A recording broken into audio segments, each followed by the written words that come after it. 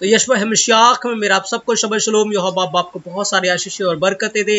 आए हम इज़राइल के लिए, यरूशलेम के लिए प्रार्थना करें कि मेरा यहोवा बाप इज़राइल को, यरूशलेम को शलोम की आशीषें दे और इज़राइल की जो खोई हुई भेड़ें हैं वो यशवा हमेशाक के नाम से बचाई जाए और मेरा यहोवा अब्बा उन सब का उद्धार करे यशवा हमेशाक के नाम से, आमीन।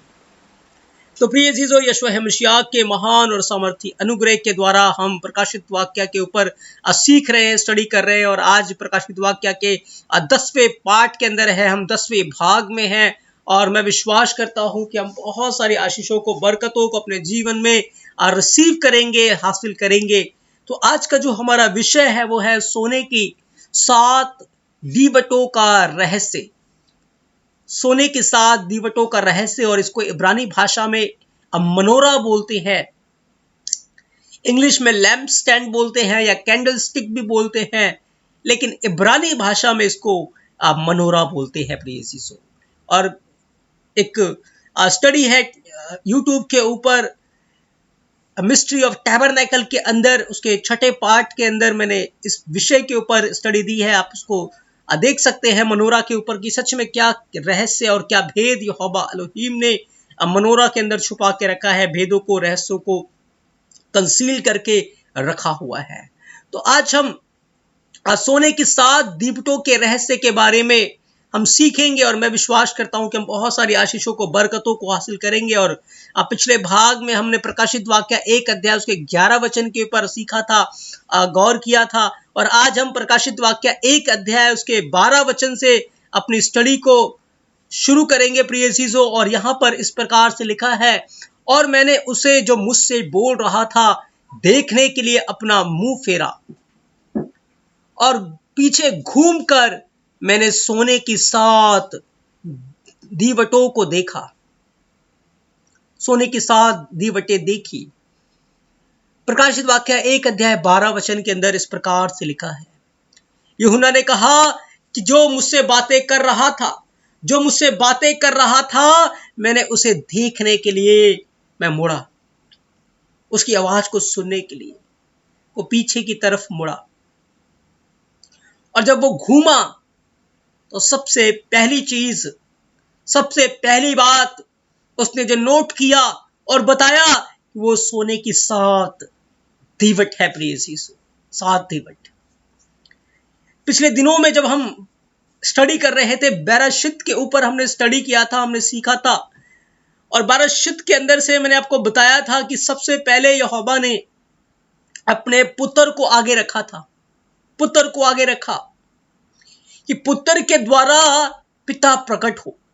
क्योंकि जब हम शुरुआत के 2 लेटर्स को देखते हैं तो वहां पर बेथ और रैश है, और बेथ और रैश का अर्थ होता है बर का अर्थ है पुत्र। तो पिता ने आगे किसको रखा है? पुत्र को। लेकिन यहां पर हम ये देखते हैं, जब यूहन्ना पीछे मुड़ा और उसने सबसे पहली जो चीज देखी, उसने सोने की 7 दीवटों को देखा। यानी कि यशवा हमेशाक ने किसको रखा है? कलीसिया को रखा है।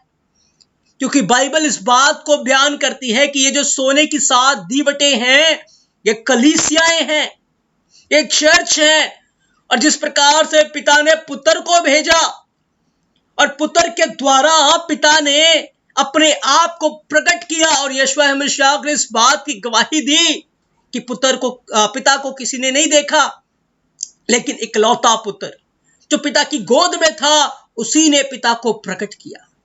और याद रखिए, आज कलीसिया इस बात की गवाही देती है, कलीसिया इस बात का बयान करती है कि मसीह को, यशवा हमेशाक को इस समय के लोगों में से किसी ने नहीं देखा, किसी ने उसका चेहरा नहीं देखा, लेकिन उसको रिवील करने वाली, यशवा हमेशाक के बारे में बताने वाली कि यीशु मसीह कैसे थे, उनका स्वभाव कैसा था, उनका प्रेम कैसा था, उनका नेचर कैसा था, उनकी बातें कैसी थी, उसको प्रकट करने वाली यदि समय कोई है तो वह है कलीसिया प्रिय अजीजों।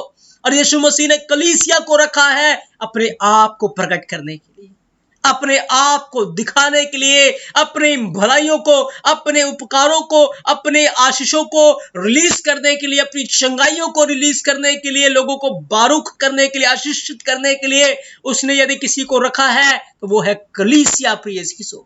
इसीलिए यूहन्ना ने कलीसिया को देखा, क्योंकि यीशु मसीह कलीसिया के द्वारा अपने आप को संसार के ऊपर प्रकट कर रहा है। अपने आप की यहोवा अपनी उपस्थिति को वो कलीसिया के द्वारा दिखा रहा है। प्रिय यीशु, पिता ने अपनी उपस्थिति को दिखाने के लिए, पिता ने अपने कामों को दिखाने के लिए अपने पुत्र को भेजा। लेकिन यीशु मसीह ने कहा, मैं तुम्हें भेजता हूं, जाओ यरूशलेम, यहूदिया और पृथ्वी के छोर तक तुम मेरे गवाह हो, तुम मेरे गवाह ठहरोगे।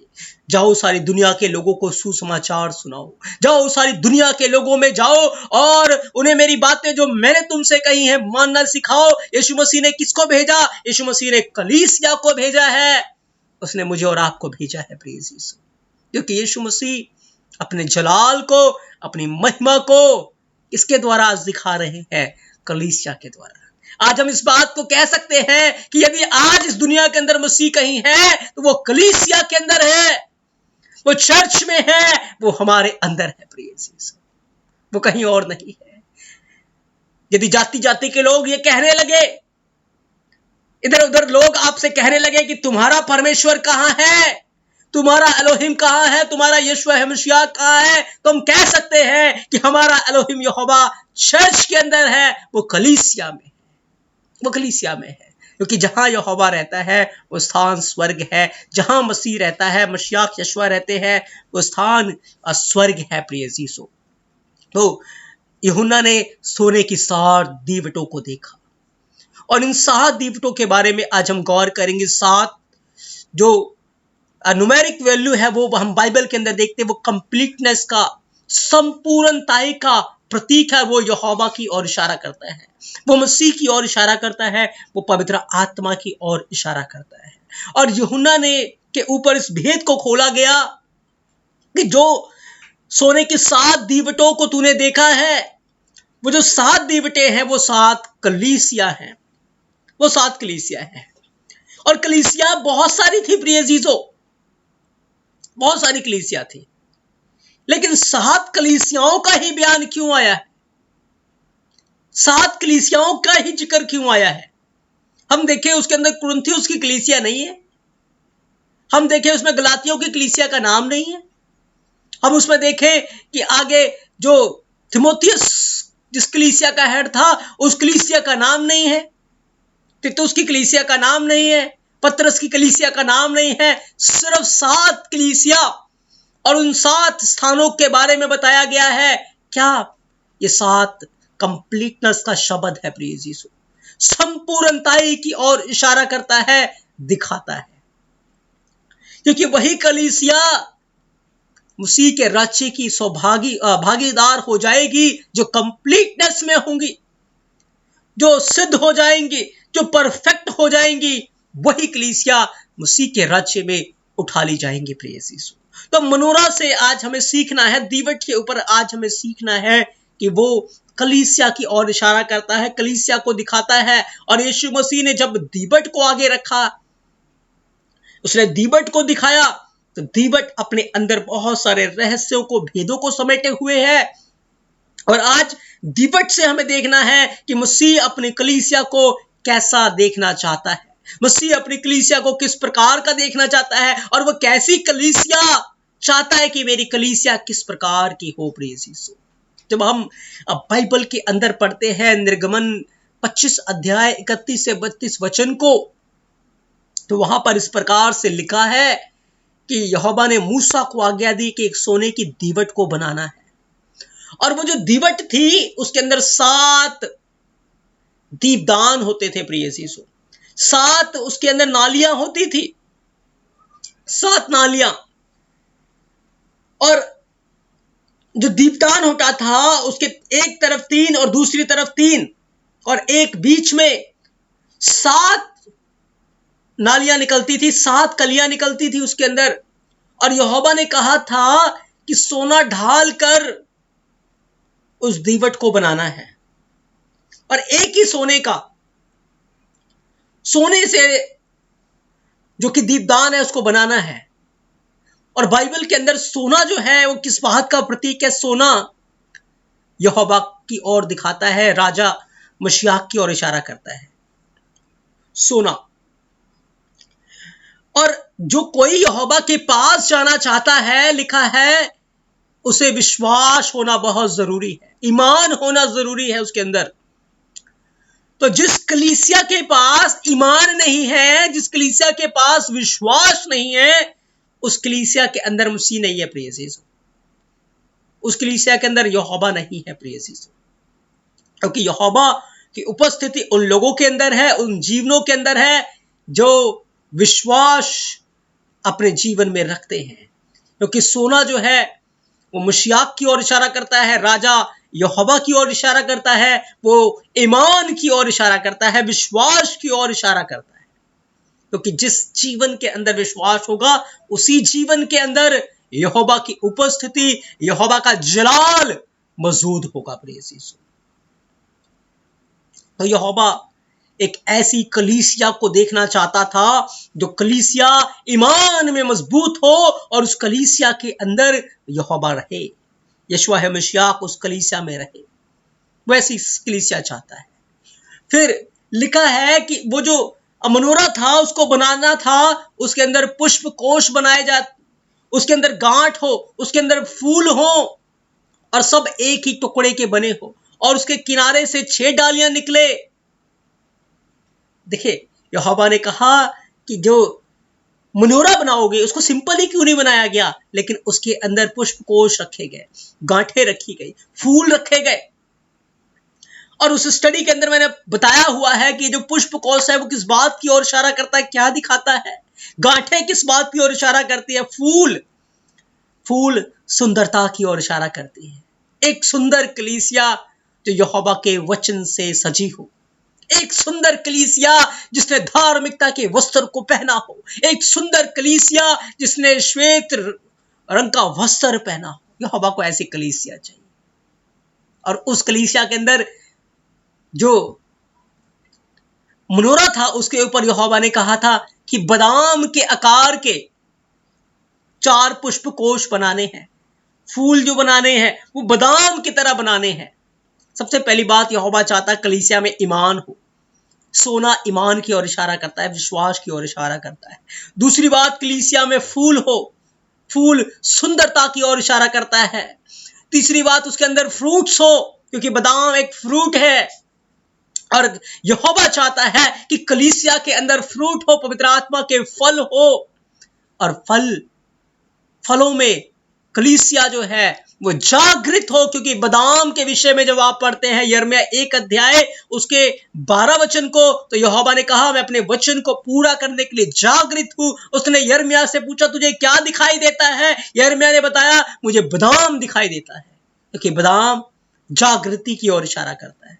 यहोवा को ऐसी कलीसिया चाहिए, ऐसी कलीसिया को वो चाहता है जो जागृत हो मसीह के फलों में, मसीह के वचन में। क्योंकि यीशु मसीह ने कहा जागते रहो, तुम नहीं जानते कि तुम्हारा जो स्वामी है वो किस घड़ी किस समय आ जाएगा। प्रिय यीशु जागते रहो। तो ये मनोरा को बनाने का तरीका था और यहोवा ने बताया था कि किस प्रकार से मनोरा को बनाना है। यहोवा ने मसीह को बताया था किस प्रकार से कलीसिया को तैयार करना है और वो काम मसीह ने पवित्र आत्मा को सौंप दिया और आज रूह कदोश कलीसिया को तैयार कर रही है। प्रिय अजीजों, मेरे और आपके जीवन में विश्वास रूपी सोना होना चाहिए। मेरे और आपके जीवन में फूल और फल होने चाहिए। मेरे और आपका जीवन जागृत होना चाहिए, क्योंकि यहोवा की उपस्थिति आज यदि कहीं है तो वो कलीसिया में। काफी समय पहले की बात है, 2000 साल पहले की बात है। जाति जाति के लोग इस बात को कहते थे और वचन के अंदर इस बात को लिखा गया था कि यदि यहोवा की उपस्थिति कहीं है तो वो यरूशलेम के अंदर है। यरूशलेम में सेनाओं का यहोवा रहता है। लेकिन आज हम कह सकते हैं कि यदि यहोवा की उपस्थिति कहीं है तो वो कलीसिया के अंदर है, वो अपने हैकल के अंदर है, वो अपने मंदिर में है और उसकी जो मंदिर है उसकी कलीसिया है, उसका चर्च है। प्रिय यीशु, तो यहोवा ने कहा था कि मनोरा को बनाना है। फिर जब इसको बनाना है तो उसके ऊपर 7 दीपक बनाना था, 7 दीपक। और क्या होता था, जो बीच वाला होता था दीपक, वो जो बीच वाली डंडी होती थी उसके अंदर सारा का सारा तेल डाला जाता था, और सारा तेल बीच वाली डंडी में डाला जाता था। उसे 6 की 6 डालियों के अंदर तेल आ जाता था, 6 की 6 डालियों, क्योंकि जो बीच वाला था डाली, बीच वाला जो डंडी होती थी, वो मसीह की ओर इशारा करता है। क्योंकि कलीसिया कहां देखा, जो यूहन्ना है उसने मसीह को सोने की दीप डालों के बीच में देखा, कि बीच में है, और यीशु मसीह की उपस्थिति कलीसिया के बीच में। यीशु मसीह ने कहा, मैं दाखलता हूं, तुम डालियां हो। और जिस प्रकार से मनोरा के अंदर डालियां होती थी, यीशु मसीह ने कहा कि तुम डालियां हो, मैं तो दाखलता हूं, तुम डालियां हो। तो प्रिय अजीजों, इस बात को यहोवा, कलीसिया को यहोवा पहले से ही मनोरा के अंदर दिखा रहा था। अब यहोवा सारा का सारा जो अभिषेक है, अनॉइंटिंग है, वो सब मसीह के अंदर डालता है, और मसीह के द्वारा मेरे और आपके जीवन में पहुंच जाता है। और मनोरा के अंदर क्या होता था कि जो तेल होता था, यहोवा ने आज्ञा दी थी निर्गमन 27 अध्याय उसके 20 वचन के अंदर, कि फिर तू इस्राएलियों को आज्ञा दे कि मेरे पास दीवट के लिए कूट के निकाला हुआ जैतून का निर्मल तेल ले आना, जिसे दीपक नित्य जलता रहे। जैतून का जो फ्रूट होता है, जैतून का जो फल होता है, उसको कूटा जाता था, और कूट कर जो उसमें से तेल निकलता था, उस निर्मल तेल को ले जाकर उस दीपदान के अंदर, मनोरा के अंदर डाला जाता था। प्रिय यीशु, और वचन के अंदर क्या लिखा है, यशायाह 53 अध्याय 10 वचन लिखा, तो भी यहोवा को यही भाया कि उसे कुचले। जिस प्रकार से ऑलिव फ्रूट को, जैतून को कुचला जाता था, मसीह को भी कुचला गया है, कुचला गया उसको। और उसको कुचलने वाला कोई रोमी हुकूमत का व्यक्ति नहीं था, उसको कुचलने वाला कोई इंसान या यहूदी नहीं था, उसको कुचलने वाला सेनाओं का यहोवा था। प्रिय चीजों, क्योंकि कोई भी मेरे यीशु मसीह को छू नहीं सकता था, कोई भी नहीं छू सकता था, वो स्वयं यहोवा था। लिखा है यीशु मसीह को कुचला गया, और जब यीशु मसीह को कुचला गया, यीशु मसीह को तोड़ा गया, वो मेरे और आपके लिए जीवन की रोटी बना, वो मेरे और आपने उसके लहू में से पिया और जीवन को पाया। और उसके कुचलने से जो तेल निकला है, वो तेल क्या है, वो पवित्र आत्मा। यीशु मसीह ने कहा कि मेरा मरना तुम्हारे लिए अच्छा है, जब मैं क्रूस के ऊपर जाऊंगा, कुचला जाऊंगा, मरा जाऊंगा, उसके बाद मैं पिता के पास जाऊंगा जी उठने के बाद, और एक सहायक को भेज दूंगा, पवित्र आत्मा को भेज दूंगा, तुम्हारे साथ रहेगा, वो तुम्हारे अंदर रहेगा। और मसीह को कुचला गया, उसके कुचलने से मेरे और आपके जीवन में यहोवा का अभिषेक आया है, रूह कदोश पवित्र आत्मा आया है। तो मनोरा के अंदर मिलावटी तेल नहीं होता था, क्योंकि आज जो तेल है, आज जो चीज है, वो मिलावटी है, लेकिन उस समय कूट के निकाला हुआ तेल होता था। याद रखे, तेल यहोवा का वचन है, तेल रूह कदोश की उपस्थिति है।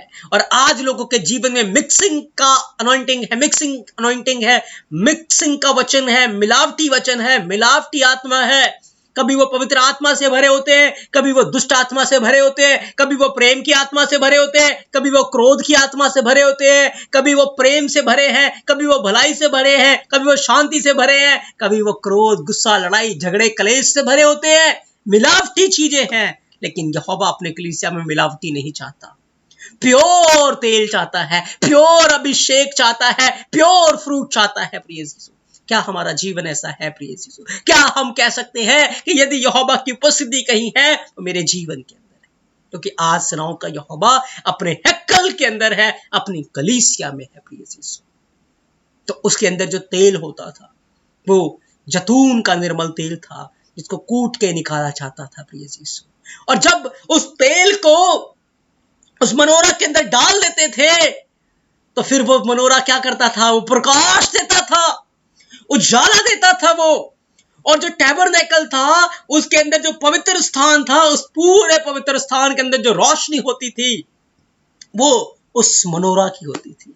और मनोरा के ठीक सामने मेज होता था, उस मेज के ऊपर रोटियां होती थी। मैं आपको एक बात बताना चाहता हूं, आज हम देखते हैं कि कलीसिया की स्थापना हुई है मसीह के आने से पहले, लेकिन याद रखें यहोवा ने कलीसिया को पहले ही टैबरनेकल के अंदर दिखा दिया था, ओ मूसा के तंबू के अंदर दिखा दिया था। वहां जो मनोरा के रूप में था वहां कलीसिया थी, और उस कलीसिया के बीच में यीशु मसीह थे, और उसी में से रोशनी निकलती थी, और रोशनी के द्वारा क्या होता था, जो याजक होता था जब अंदर प्रवेश करता था, रोशनी में वो चलता था, रोशनी में वो देखता था, और क्या देखता था कि सामने मेज के ऊपर रोटियां रखी हैं।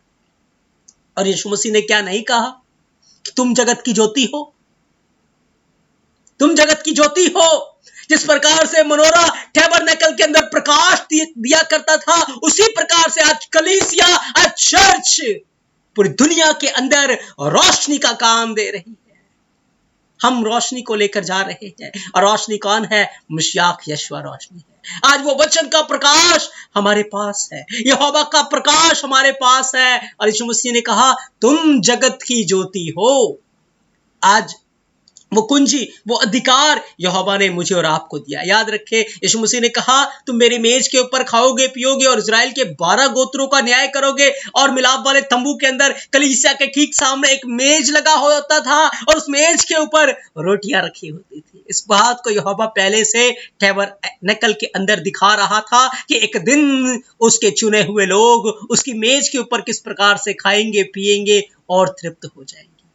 पर याद रखें वहां रोटियां थी, और रोटियों को दिखाने के लिए प्रकाश की जरूरत थी। जब याजक प्रवेश करता था, अगर वहां उजियाला ना होता वो कभी भी रोटियों को नहीं देख सकता था। याद रखें रोटी आज कलीसिया के पास है, आज जीवन की रोटी कलीसिया के पास है, जीवन की रोटी मेरे और आपके पास है, और संसार अंधकार में है और मेरे और आपके पास उजियाला है। जब तक हम अपने प्रकाश को फैलाएंगे नहीं, लोगों के पास मसीह की ज्योति को लेकर जाएंगे नहीं, तब तक वो अंधकार में है और वो भूखे मर रहे हैं, वो गुनाह में मर रहे हैं, वो पाप में मर रहे हैं, वो अंधकार में मर रहे हैं। कलीसिया का फर्ज है, कलीसिया की जिम्मेवारी है कि वो ज्योति को, लाइट को संसार में लेकर जाए, लोगों के बीच में लेकर जाए, लोगों के पास लेकर जाए। और जब उनके जीवन के अंदर प्रकाश आएगा, जब उनके जीवन के अंदर ज्योति आएगी, वो अपने गुनाहों से मन फिराएंगे, पापों से तौबा कर लेंगे, और जैसे ही वो पापों से तौबा कर लेंगे, बैप्टिज्म ले लेंगे, याद रखें उन्हें क्या नजर आएगी? उन्हें जीवन की रोटी नजर आएगी।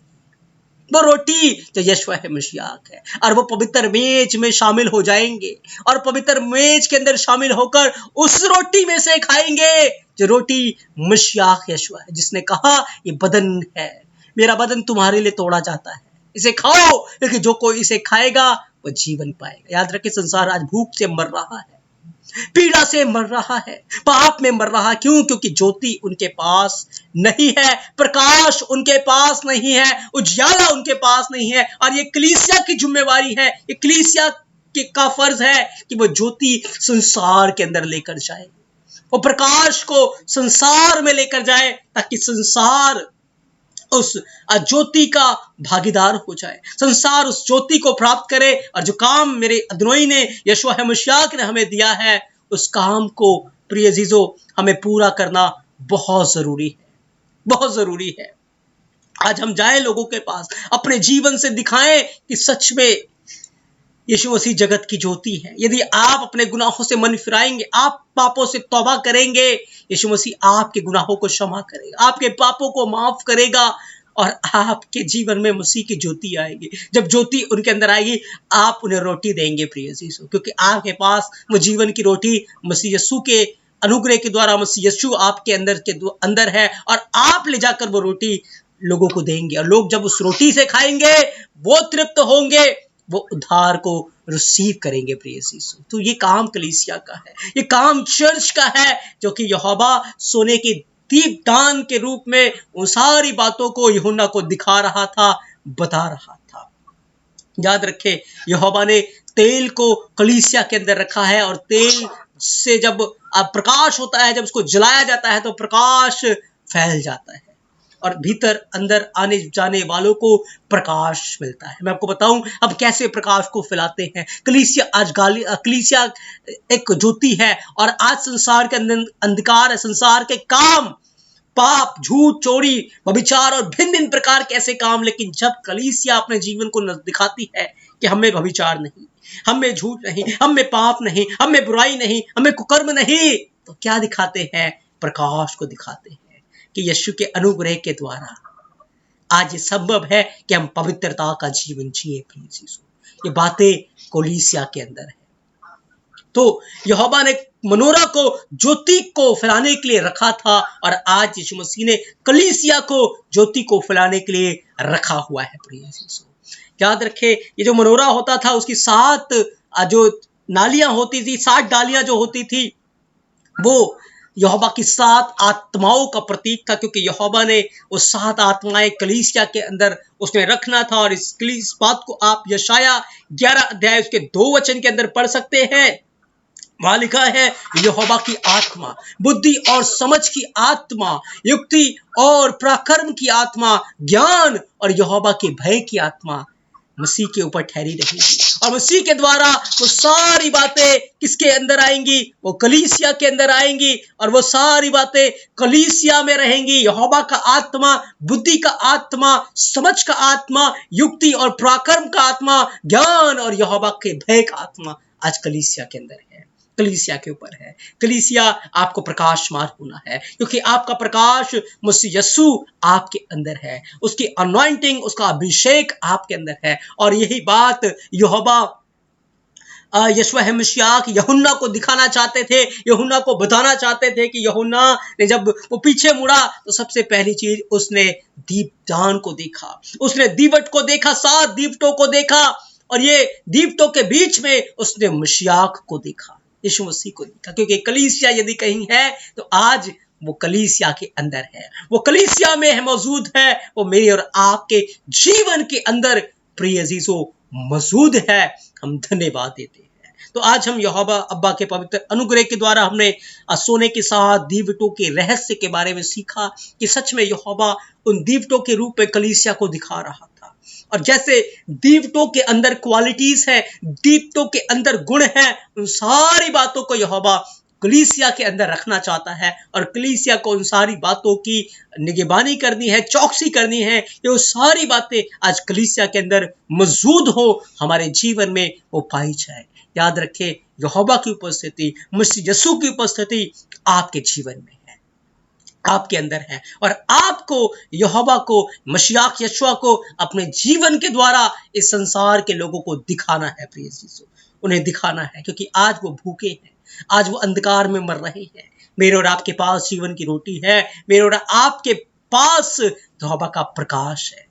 मेरा यहोवा अब्बा अपने इस पवित्र वचन के द्वारा आपको बहुत सारी आशीषें और बरकतें दे। आज हमने प्रकाशित वाक्य के 10वें पार्ट को कंप्लीट कर लिया है, और 11वें पार्ट में हम और रहस्य की बातों को, भेद की बातों को सीखेंगे।